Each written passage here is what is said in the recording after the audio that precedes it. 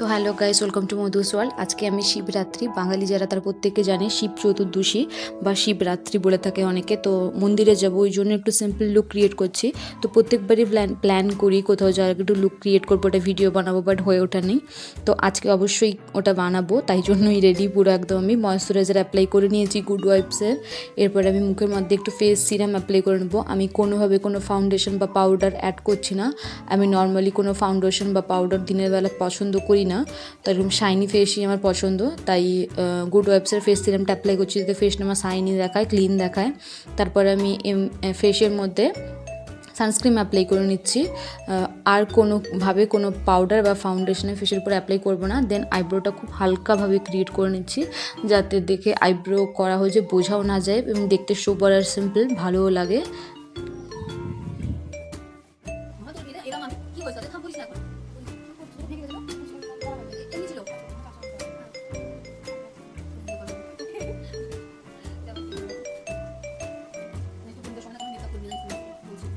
তো এরপরে খুব হালকা পরিমাণে চোখের মধ্যে কাজল লাগিয়ে নিচ্ছি, যাতে খুব বেশি কিছু না মনে হয়। তারপরে আমি ল্যাশ লাইনেও হালকাভাবে কাজল লাগাচ্ছি, যাতে চোখটা দেখে বড় বড় লাগে এবং কমপ্লিট লাগে মেকআপ লুকটা।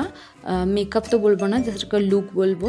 তারপরে আমি এর মধ্যে ব্রাউন আর ব্ল্যাক মিক্স করে চোখের উপর কোনো লাইনার যেহেতু পরবো না ডিসাইড করেছি, তাই একটা ব্রাউনিশ ব্ল্যাকিশ ক্রিয়েট করার চেষ্টা করছি আই মেকআপ।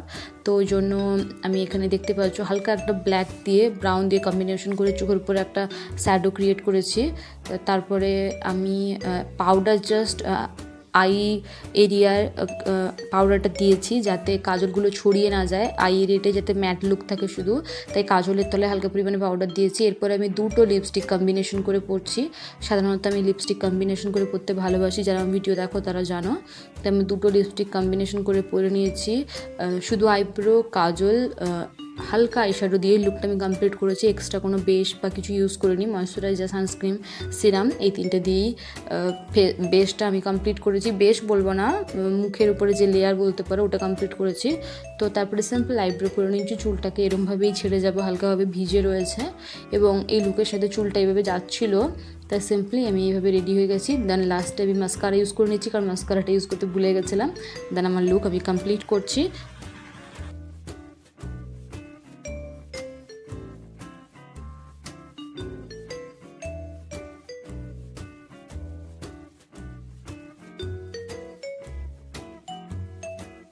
তো এরপরে আমি মন্দিরের জন্য বেরিয়ে পড়েছি। বাড়ির থেকে মন্দির 10 থেকে 15 মিনিট হাঁটা রাস্তা।